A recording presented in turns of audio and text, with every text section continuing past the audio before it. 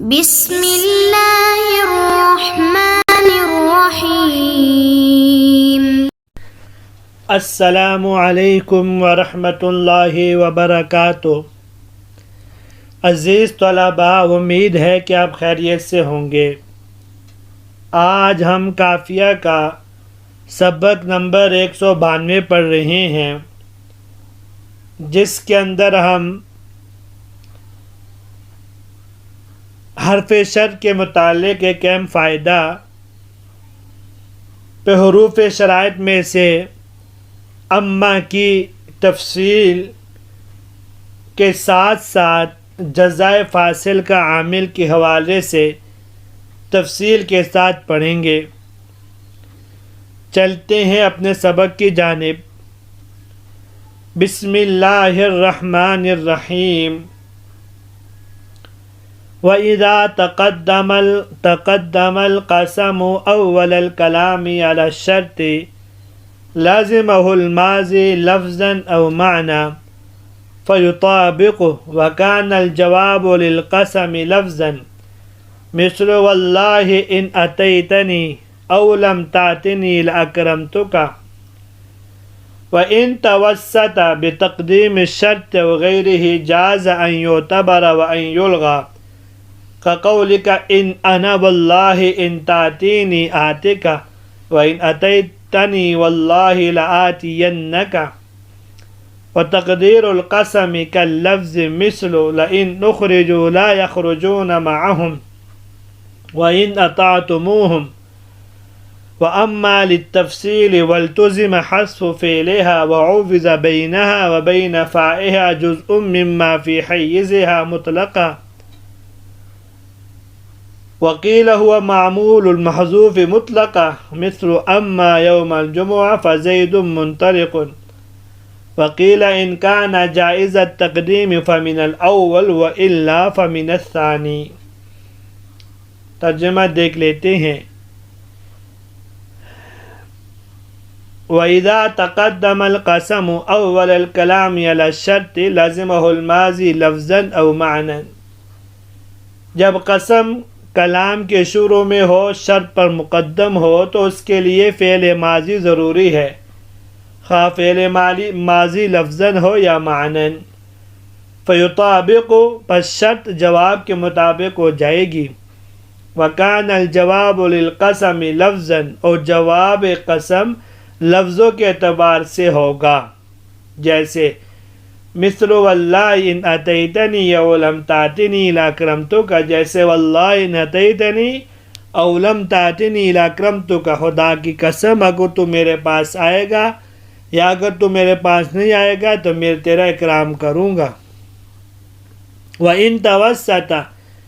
بِتَقْدِيمِ الشَّرْطِ وَغَيْرِهِ جَازَ أَن يُعْتَبَرَ وَأَن يُلْغَى،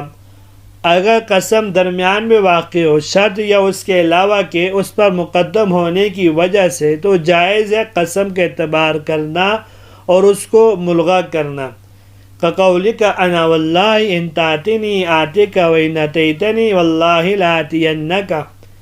جیسے کہ آپ کا قول ہے انا واللہ ان تأتنی آتک، خدا کی قسم اگر تو میرے پاس آئے گا تو میں تیرے پاس آؤں گا۔ ان اتیتنی واللہ لآتینک، اگر تو میرے پاس آئے گا تو میں تیرے پاس ضرور آؤں گا۔ وتقدیر القسم کاللفظ، اور قسم مقدر قسم ملفوظ مذکور کی طرح،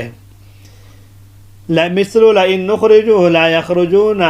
جیسے کہ لئن نخرجوا لا یخرجون میں، وإن أطعتموهم اور ان أطعتموهم کی میں ہے۔ وَأَمَّا لِلتَّفْصِيلِ وَالْتُزِمَ حَذْفُ فِعْلِهَا وَعُوِّضَ بَيْنَهَا وَبَيْنَ فَاعِلِهَا جُزْءٌ مِّمَّا فِي حَيِّزِهَا مُطْلَقًا،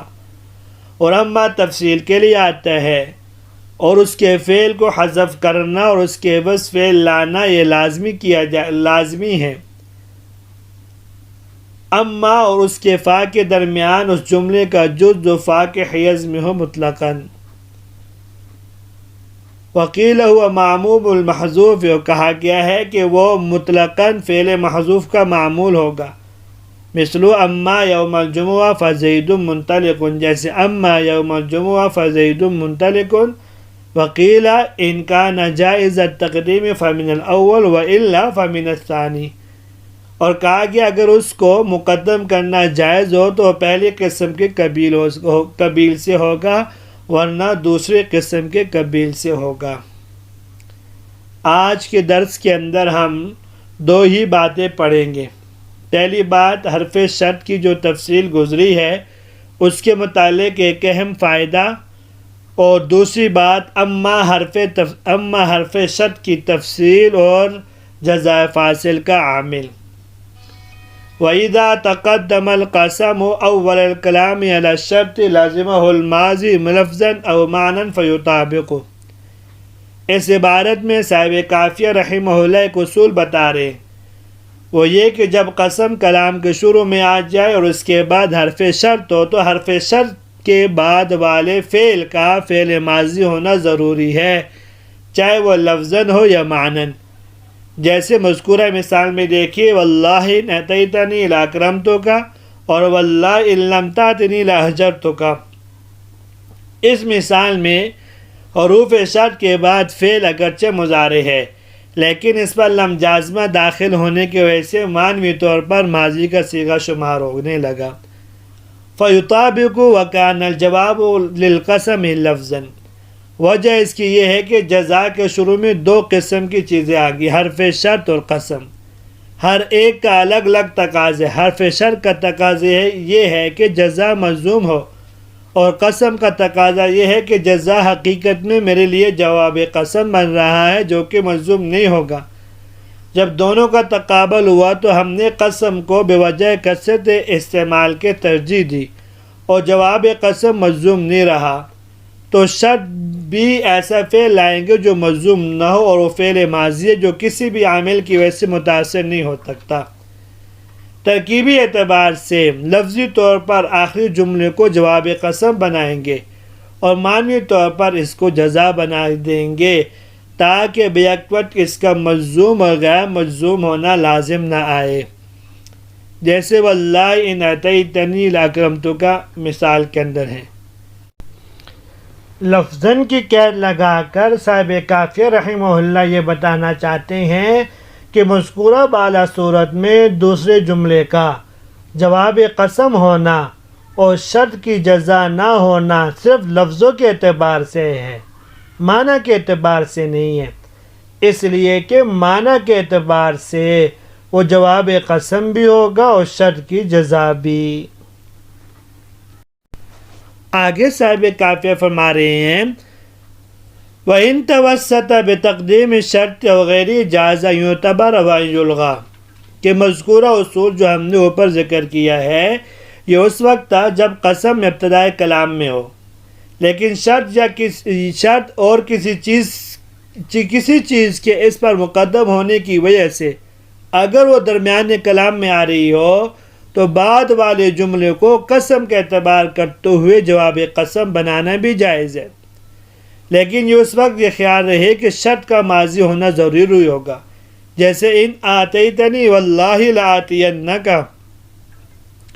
اور شرط کا اعتبار کرتے ہوئے قسم کو لو قرار دے کر اس کو جزا بنا دیں گے، جیسے ان تاتنی واللہ آتیک۔ اسی طرح انا واللہ ان تاتنی آتیک و ان اتیتنی واللہ لآتینک میں بھی ہے۔ وتقدیر القسم کاللفظ، صاحب کافیہ رحمہ اللہ فرماتے ہیں کہ شرط سے پہلے قسم اگرچہ لفظاً مذکور نہ ہو لیکن مقدر ہو تو پھر بھی حکم کے اعتبار سے وہ لفظاً قسم کی طرح ہے، یعنی اس کے بعد جواب قسم مجزوم نہیں ہوگا، جیسے لئن اخرجوا لا یخرجون معهم، اس میں شرطیہ سے پہلے لام قسمیہ قسم کو متضمن ہے، اس لیے بعد میں لا یخرجون کو جزا کی وجہ سے مجزوم نہیں بنایا بلکہ جواب قسم بنایا جو کہ مجزوم نہیں ہوتا، اور اس کی تقدیری عبارت اس طرح ہوگی واللہ لئن اخرجوا لا یخرجون معهم۔ اسی طرح وَإِنْ أَطَعْتُمُوهُمْ إِنَّكُمْ لَمُشْرِكُونَ، یہاں بھی حرف شرط سے قبل قسم مقدر ہے، جس کی وجہ سے إِنَّكُمْ لَمُشْرِكُونَ کو ہم جواب قسم تو کہہ سکتے ہیں، جزا شرط نہیں کہہ سکتے۔ اس لیے کہ اگر یہ جزا ہوتی تو اس کے شروع میں ضرور فا جزائیہ ہوتی، اس لیے کہ جزا جب جملہ اسم پر ہو تو اس پر فا جزائیہ کا داخل کرنا واجب ہوتا ہے۔ وَأَمَّا لِلتَّفْصِيلِ وَالْتُزِمَ حَذْفُ فِعْلِهَا، حروف شرط میں سے تیسرا اور آخری حرف اما ہے۔ یہ اس چیز کی تفصیل کے لیے آتا ہے جو اس کو متکلم نے پہلے مجملاً بیان کیا ہو، اس کے بعد اس کی تفصیل کی ہو۔ جیسے قرآن پاک میں آتا ہے الناس سعید وشقی اما الذین سعیدوا ففی الجنہ، اور صاحب عاشر نے اس کی مثال دی جاء اخوتک اما زید فاکرمتہ واما بکر فہنتہ۔ اور کبھی یہ استنافیہ بھی ہوتا ہے، یہ اس وقت ماقبل میں اس کا اجمال نہیں ہوتا، جیسا کہ اکثر کتابیں کے شروع میں خطبوں کے اندر ہوتا ہے اما بعد۔ صاحب کافیہ فرماتے ہیں اما شرطیہ کے بعد فعل کو یعنی فعل شرط کو حذف کرنا لازم ہے،